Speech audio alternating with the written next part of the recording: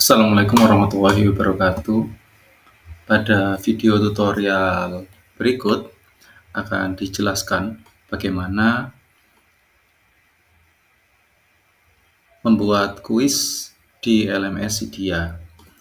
Pertama-tama kita perlu membuka course atau mata kuliah yang akan kita tambahkan kuis pada pertemuan atau section atau topik. Terlebih dahulu kita klik pilih Turn Editing On. Jika ini sudah diklik, nanti dia akan berubah menjadi Turn Editing Off. Nah, selanjutnya kita akan pilih pada topik mana atau pertemuan yang keberapa kita akan memberikan kuis. Nah, misalnya saya akan memberikan kuis pada materi pertemuan berikut, membuat penugasan dan kuis di LMS. Nah, saya akan letakkan ini di bawah kuisnya. Ya. Saya akan pilih terlebih dahulu add an activity or resource. Setelah ini diklik, lalu kemudian akan muncul beberapa opsi. Kita pilih ya.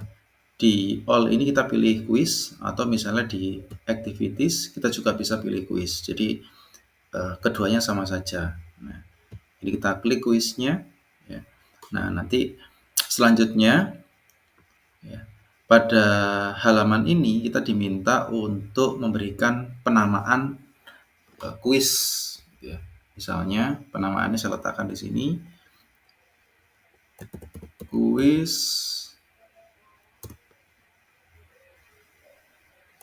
pertemuan 1 sampai 4 misalnya. Nah, lalu kemudian deskripsi ini memberikan penjelasan berikut merupakan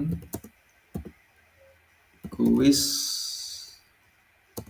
dari materi sesi 1 hingga sesi 4 mata kuliah statistik dan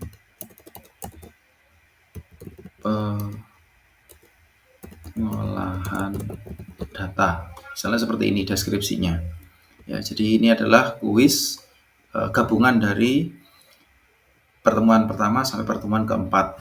Ya, Baik, Bu. Lalu kemudian kita ingin memberikan informasi deskripsi ini di halaman muka ya, saat mahasiswa kemudian melihat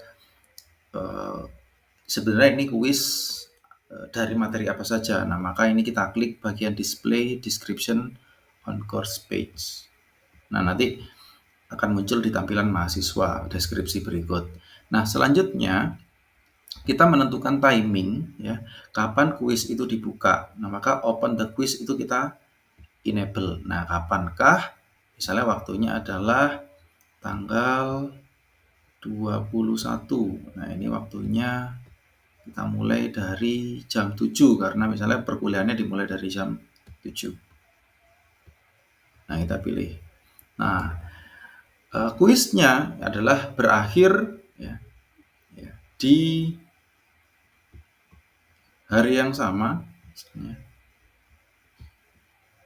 Karena perkuliahan ini 3 SKS ya, kira-kira kemudian dia selesai jam 9.30. Nah, maka kemudian kuis ini akan dibuka hanya saat perkuliahan itu berlangsung. Misalnya perkuliahannya berlangsung dari jam 7 sampai jam 9.30 ya.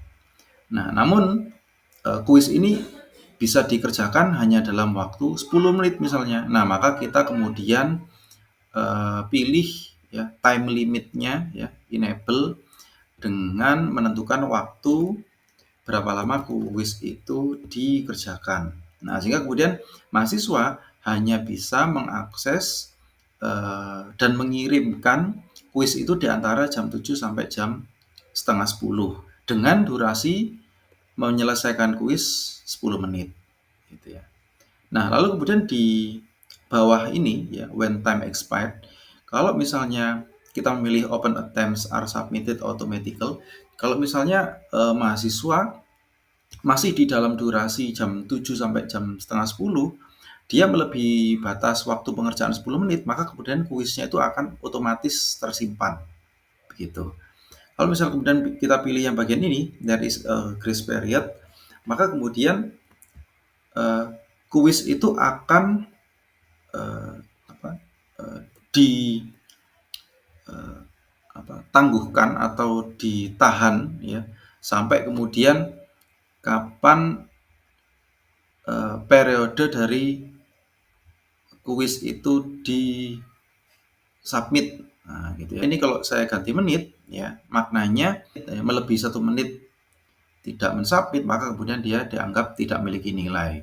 Atau kalau ini kita pindah, kita ganti ke time must be submitted ya, maka mahasiswa harus mengumpulkan sebelum 10 menit itu ya. Kalau enggak, maka kemudian dia tidak akan dinilai atau tidak diterima. Begitu ya. Nah, biasanya umumnya kita bisa menggunakan yang open attempts. Lalu di bagian grade ya, ini menunjukkan atau membatasi berapa nilai minimum untuk dikatakan lulus. Ya, kita bisa meletakkannya pada grade to pass. Ya. Misal kalau di UNESA dikatakan lulus itu kalau nilainya C sekitar 55. Maka kalau LMSI dia ya 55 dalam 10 poin, maka ditulisnya 5,5 seperti ini. Ya, lalu berapa kali mahasiswa bisa mensubmitnya atau mengisi kuis itu? Nah, kita batasi, katakan saja dia hanya bisa 1 kali ya kesempatan untuk mengisi kuis itu. Maka ini kita tentukan 1. Gitu ya. Kalau misalnya ini ditentukan 2, nah maka kemudian untuk nilai yang diterima ya, itu yang mana? Apakah nilai yang tertinggi, apakah nilai rata-rata, apakah yang pertama kali dia memberikan submission ya, mengirimkan jawaban kuis, atau yang paling terakhir gitu. Misalnya ini kita edit yang pertama begitu Bapak Ibu. Nah, ini umumnya settingan-settingan yang bisa kita gunakan ya. Misalnya ini untuk layout, maka setiap tampilan kuis ya itu 1 soal di 1 halaman gitu ya. Nah, misalnya di bagian question behavior ya, kita bisa mengacak soal di dalam 1 kuis kita. Nah, ini maka kita aktifkan yang bagian yes. Gitu ya Bapak Ibu. Nah, selanjutnya jika itu sudah, maka kemudian kita bisa simpan. Nah, kalau ini sudah selesai, maka kemudian rumah dari kuis itu kita sudah selesai. Nah, selanjutnya maka kita perlu memberikan soal-soal kuis. Nah, soal-soal kuis ini kan akan bermacam-macam, jenisnya beragam. Maka kemudian kita di video selanjutnya kita akan membuat berbagai jenis template dari kuis yang disediakan oleh Cydia. Terima kasih. Assalamualaikum warahmatullahi wabarakatuh.